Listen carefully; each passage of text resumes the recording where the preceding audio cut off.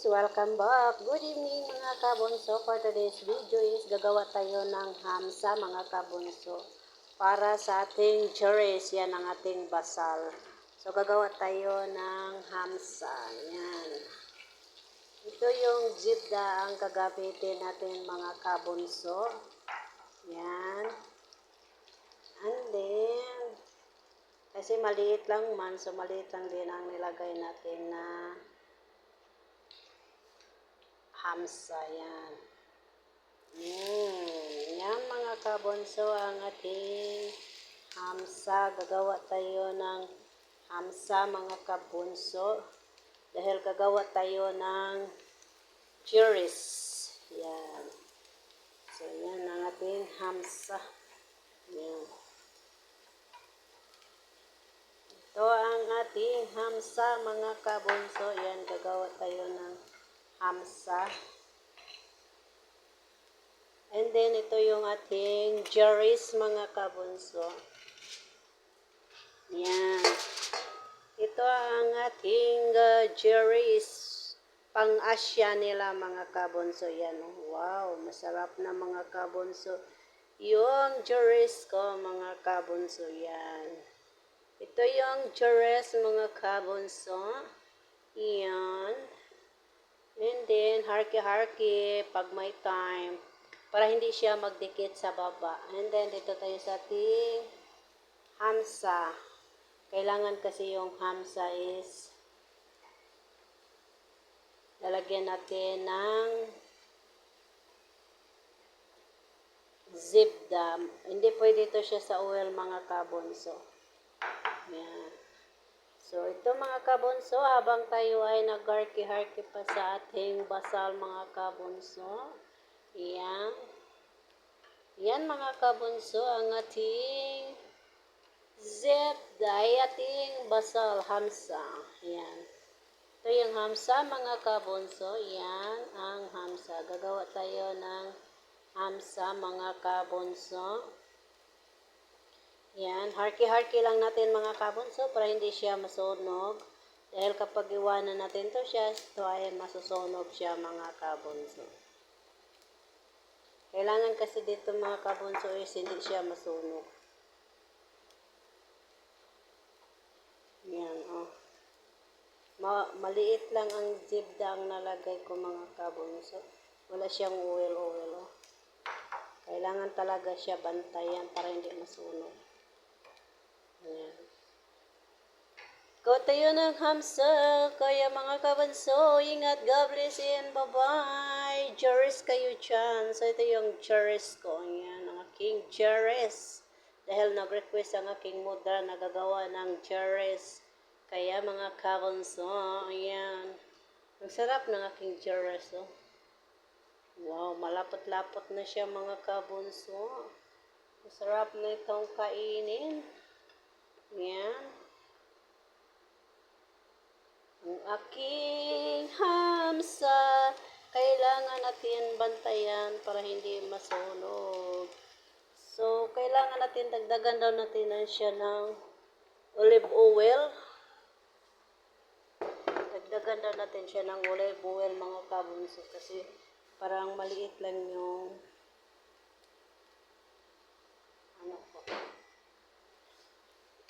yung zibda ko. Kasi matakot ako masunog. Magagalit naman yan si mudra pag masunog yan. Yan. So, kailangan siya dagdagan ng nasunog. Kailangan siya maging golden brown lang siya mga kabunso. Huwag naman siya masunog kasi hindi maganda, hindi masarap kainin. Kapag nasunog siya mga kabunso, so dinagdagan ko ng olive oil dahil wala namang zibda, naubos na ang zibda ko mga kabunso. Kaya olive oil na lang ang dinagdag ko yan. So ito yung aking hamsa. Ingatan natin dahil siya ay masusunog. Hindi pwedeng masunog mga kabunso dahil mahirap na. Magkuda-kuda si mudra. Yan. Yan. Yan ang mga kabunso ang ating hamsa. Yan. Hamsa, hamsa, hamsa. Yan. Hamsa kayo dyan. Yan, masarap hanggang hamsa. Yan, kailangan to siya maging golden brown. Yan. Yan, ang hamsa ko. Yan mga kabunso, ang ating hamsa. Yan. Yan mga kabunso. Hamsa, hamsa. Kailangan natin i-harky-harky para hindi masunog mga kabunso.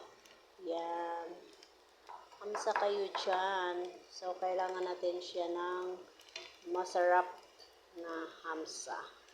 Yan. Yan mga kabunso ang ating niloloto today ang ngayong asya nila. And then, syempre, yung churros ko na maganda. Yung masarap na churros. So, wala to siyang water pa mga kabunso ha. Ang nilagay ko dito is laban. Laban. Oh, bawi. Yan. Ito yung aking churros. Yan. Kailangan i-harky para hindi masunog. And then, ito yung laban na ginawa ko mga kabunso. Yan ang laban. Then, syempre, dito tayo mag-focus sa ating zip dahil sa ating hamsa. Hamsa kayo dyan. Yan. Gagawa tayo ng hamsa para sa ating churros. Yan.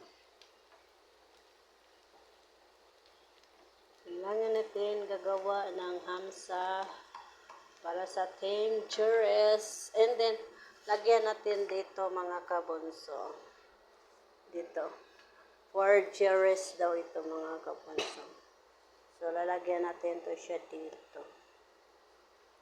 Yan. Saka na mag-golden brown na siya mga kabunso. Bago natin ilagay yung ating yan, ano bang pangalan dito?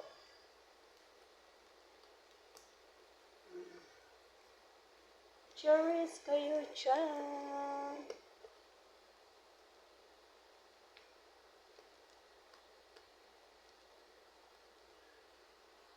Ang ating hamsa.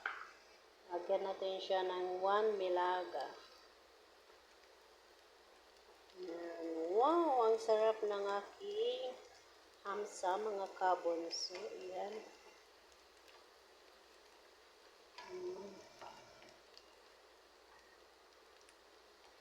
Kasi yan pwede siya mga kabunso na masunog. Kailangan na hinaan ng apoy para hindi agad masusunog ang ating basal. Basal para sa hamsa. O, ganito magluto mga kabunso, hindi sunog. Ganito kasi mga kabunso is lasang-lasa kasi ito siya pag ganito ang forma niya. O. Pag ganito ang forma niya na walang sunog. Ayan, ganito ang forma niya. Sarap talaga ito kakainin. Sarap talaga ito ilagay sa churros. Yan. And then, lagyan natin konti ng burat. Yan, ang burat nila mga kabunso. Yan, ito yung hamsa na para sa churros. Yan. So, hamsa kayo dyan. O, yan. O, diba? O, golden brown na siya mga kabunso. So, pag ganito na mga kabunso is pwede natin siya dito lagyan ng hamsa. Yan. Ito yun ang purat. Oh.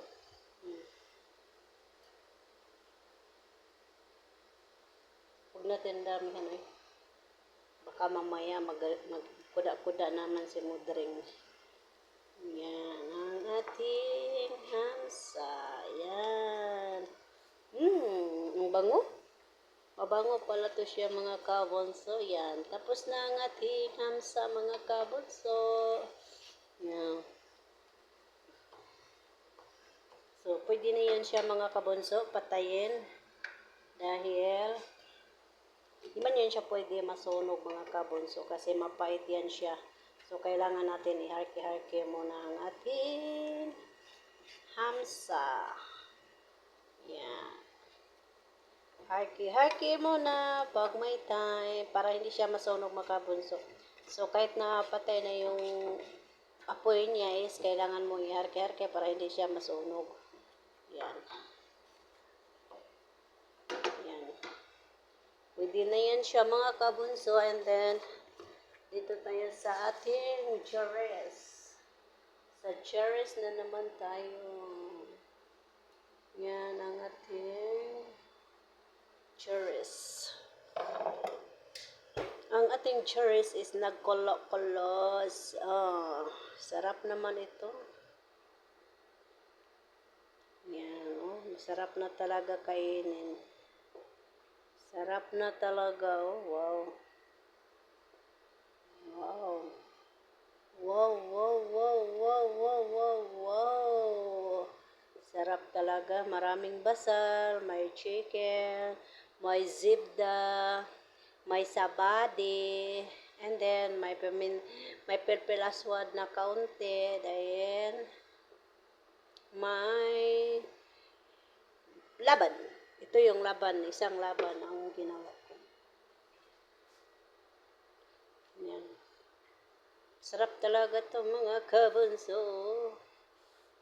Sarap talaga pag ano mo. Sarap ang lugaw ni Mudring. Yan.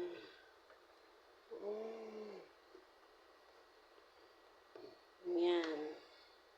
Kailangan natin siyang iharke-harke dahil para hindi masunog. Mahirap na pag masunog. So, pag ganito na mga kabunso is kailangan na siyang bantayan para yung sa baba niya mga kabunso ay hindi masunog. Curious kayo dyan. Sarap ng hamsa ko mga kabunso. Nangamoy-ngamoy na mga kabunso. Yan. Yan mga kabunso ang ating cherries. Yan. Yes mga kabunso, mega love shoutout sa Team Karel, sa aming founder na si Cecilia Garcia mga kabunso. Mega love shoutout sa iyo sis. And then sa aming admin na si Alma Vlog. Alma Vlog sis, thank you so much sa iyong mga tulong. And then sa aking friend na tumulong sa aking YouTube channel na si Shena Jimenez Ramos. Mega love shout out sa iyo, Shen. Kaya mga kabunso, tatapusin na natin ang ating video dahil ako ay malapit na matapos. Kaya ingat, God bless, and bye-bye. Yes mga kabunso, don't forget like, share, and click the notification bell for more update ng aking mga video. Kaya ingat, God bless, and bye-bye. Jeres kayo dyan mga kabunso. Bye-bye, ingat. Yan, cheers,